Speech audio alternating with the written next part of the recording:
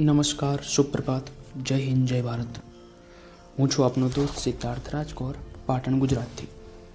મિત્રો, આપણા સૌનો મહત્વનો તહેવાર નજીક આવી રહ્યો છે. નવરાત્રિ નહીં, પરંતુ ચૂંટણી. જી હા, ચૂંટણી આવતા જ નેતાઓ કોરોના ભૂલી જશે, વગર માસ્કે જ ભાષણ આપશે અને વોટ માગવા નીકળી પડશે. ચૂંટણી ગયા પછી તો પોતે આપેલા વચન પણ ભૂલી જશે.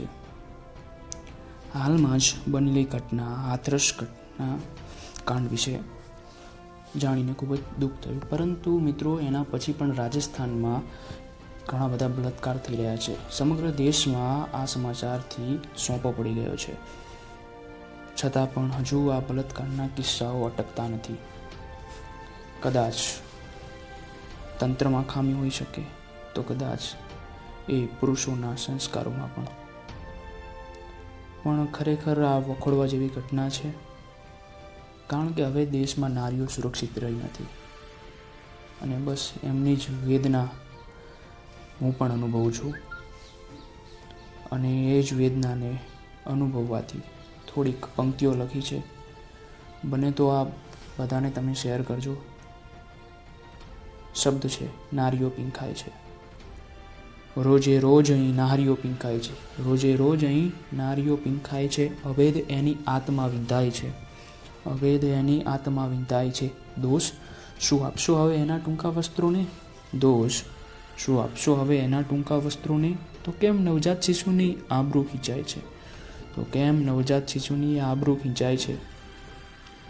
ગંદા મગજમાં હવસના બીજડા રોપાય છે.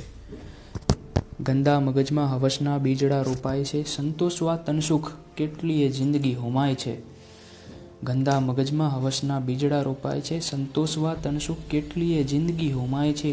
દોષ શું આપશો હવે ઢીંગલીની ઉપરથી આવ્યુંને? શું દોષ આપશો હવે ઢીંગલીની ઉપરથી આવ્યુંને? નર રાક્ષસોથી ઝઝૂમતી ક્યાંક માણસાઈ ખોવાય છે. નર રાક્ષસોથી ઝઝૂમતી ક્યાંક માણસાઈ ખોવાય છે.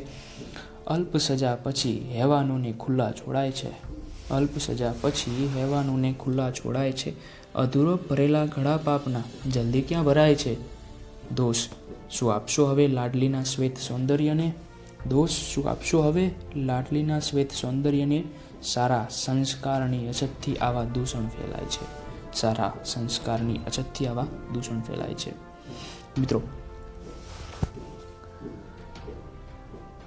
ઘણી વખત આપણા જીવનમાં આપણી આસપાસનું વાતાવરણ, આપણો ઉછેર એ માણસમાં બહુ જ અસર કરતા હોય છે.